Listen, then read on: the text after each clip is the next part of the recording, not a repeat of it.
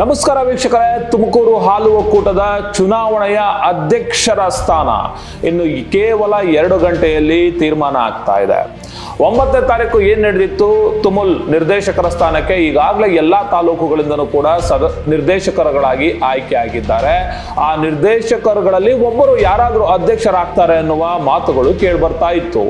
ಆದ್ರೆ ರಾತ್ರಿಯೇ ಆ ಯಾವುದೇ ನಿರ್ದೇಶಕರುಗಳಿಗೆ ಅಧ್ಯಕ್ಷರ ಸ್ಥಾನ ದೊರಕ್ತಾ ಇಲ್ಲ. ಆದ್ರೆ ಪಾವಗಡದ ಶಾಸಕರಾದಂತಹ ವೆಂಕಟೇಶ್ ಅವರಿಗೆ ಆ ಸ್ಥಾನ ಸಿಗುತ್ತೆ ಎನ್ನುವ ಮಾತುಗಳು ಗಾಢವಾಗಿ ಕೇಳ್ತಾ ಇದೆ. ಯಾಕಂದ್ರೆ ರಾತ್ರಿ ಅವರನ್ನ ನಾಮ ನಿರ್ದೇಶನವನ್ನ ಮಾಡ್ಕೊಂಡಿದ್ದಾರೆ, ಅವರನ್ನೇ ಕೂಡ ಅಧ್ಯಕ್ಷರನ್ನಾಗಿ ಮಾಡ್ತಾರೆ ಎನ್ನುವಂತಹ ಮಾತುಗಳು ಕೂಡ ಎಲ್ಲ ಕಡೆ ಕೇಳಿ ಬರ್ತಾ ಇರುವಂತದ್ದು. ಬಹುತೇಕ 3-4 ಜನ ಆಕಾಂಕ್ಷಿಗಳು ನಾವು ಅಧ್ಯಕ್ಷರಾಗ್ತೇವೆ ಅಂತ ಹೇಳಿ ಬಹಳ ಪ್ರಯತ್ನವನ್ನ ಮಾಡಿದ್ರು, ಬಹಳ ಹೋರಾಟವನ್ನ ಮಾಡ್ತಾ ಇದ್ರು. ಉದಾಹರಣೆಗೆ ತಿಪ್ಟೂರಿನ ನಿರ್ದೇಶಕರಾದಂತಹ ಮಾದಿಹಳ್ಳಿ ಪ್ರಕಾಶ್ ಅವರು ಬಹಳ ಹೋರಾಟವನ್ನ ಮಾಡ್ತಾ ಇದ್ರು.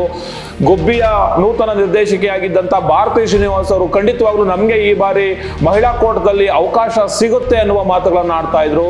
ಸೊ ತುಮಕೂರು ಗ್ರಾಮಾಂತರದ ನಂಜೇಗೌಡರು ಕೂಡ ಪ್ರಯತ್ನವನ್ನ ಮಾಡ್ತಾ ಇದ್ರು. ಸೊ ಹೀಗೆ ಬಹಳಷ್ಟು ಜನ ಪ್ರಯತ್ನವನ್ನ ಹಾದಿಯ ನಡುವೆ ಪಾವಗಡದ ಶಾಸಕರು ವೆಂಕಟೇಶ್ ಅವರು ಅಧ್ಯಕ್ಷರಾಗ್ತಾರೆ ಎನ್ನುವಂತಹ ಮಾತುಗಳು ಕೇಳಿ ಖಂಡಿತವಾಗ್ಲೂ ನಿರ್ದೇಶಕರ ಬೆಚ್ಚಿ ಬಿದ್ದಿರುವಂತಹ ಸಂಗತಿಗಳು ಹೊರಬೀಳ್ತಾ ಇದೆ.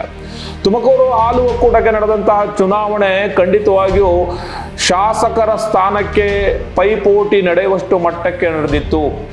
ಅದರಲ್ಲೂ ಗುಬ್ಬಿ ನಿರ್ದೇಶಕ ಸ್ಥಾನ ಇರಬಹುದು, ಶಿರಾ ಇರಬಹುದು, ಪಾವಗಡದಂತಹ ಸ್ಥಾನಮಾನಗಳಿರಬಹುದು, ಅಥವಾ ಕೊರಟಗೆರೆ ಇರಬಹುದು, ಮಧುಗಿರಿ ಇರಬಹುದು, ಬಹುತೇಕ ಎಲ್ಲ ಕ್ಷೇತ್ರಗಳಲ್ಲಿಯೂ ಕೂಡ ಈ ಬಾರಿ ಚುನಾವಣೆ ನಡೆದಿತ್ತು.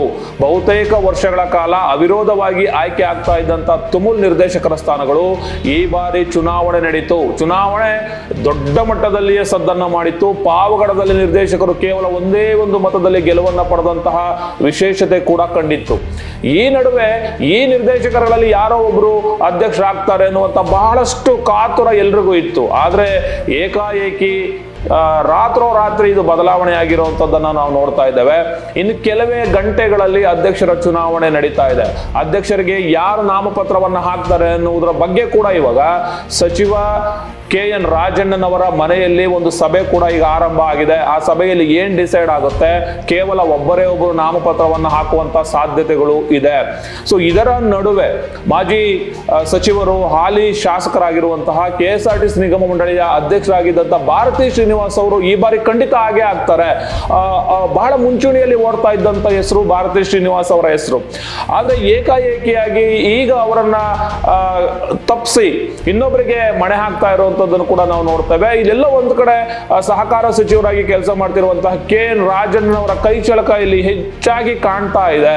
KN ರಾಜಣ್ಣವರು ಸಚಿವರಾಗಿರೋದ್ರಿಂದ ಸೊ ಅವ್ರು ಏನ್ ಹೇಳ್ತಾರೆ ಅದೇ ರೀತಿ ನಡೆಯುತ್ತೆ ಅಂತ ಹೇಳಿ ಮುಂಚೆಯಿಂದನೂ ಕೂಡ ನಡೀತಾ ಇತ್ತು.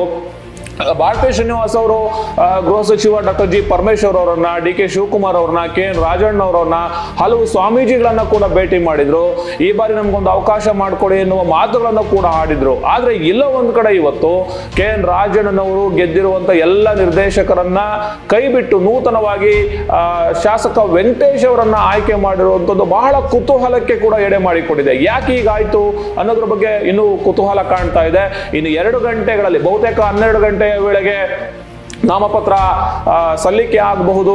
1-1:30 ಒಳಗಡೆ ಡಿಸೈಡ್ ಆಗೋಗುತ್ತೆ. ಸೊ ಅವಿರೋಧವಾಗಿ ಆಯ್ಕೆ ಆಗುವ ಸಾಧ್ಯತೆ ಇದೆಯಾ ಅಥವಾ ವೆಂಕಟೇಶ್ ಅವರ ವಿರುದ್ಧವಾಗಿ ಯಾರಾದ್ರೂ ನಾಮಪತ್ರವನ್ನ ಸಲ್ಲಿಸ್ತಾರಾ ಅನ್ನುವ ಕಾತುರ ಕೂಡ ಎಲ್ಲರನ್ನ ಕಾಡ್ತಾ ಇದೆ. ಬಹುತೇಕ ಎಲ್ಲ ವಿಚಾರಗಳನ್ನ ನಾವು ನಿಮ್ಮ ಚಾಲುಕ್ಯ ನ್ಯೂಸ್ ಮೂಲಕ ನೀಡೋದಕ್ಕೆ ಸಿದ್ಧವಾಗಿದ್ದಾವೆ.